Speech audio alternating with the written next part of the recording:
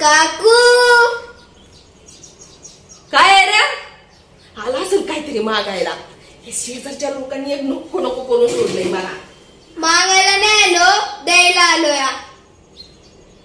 आणि काय द्यायला आलायस? पालक पनीरची भाजी. भया, तुझ्या आईने आज बरं मोठं मन केलं या. मला भाजी द्यायला वर्ग पाठवलं या. बघू दे इकडं बाळा. मला पण भूक लागली होती. बरं टायमावरती आलास घेऊन भाजी.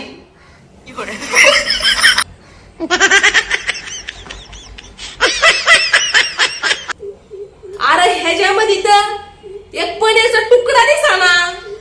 पनीर आम्ही खाल्लं आणि उरलेला पालक तुम्हाला दिलं या. हा पालकची भाजी रक्त वाढते आणि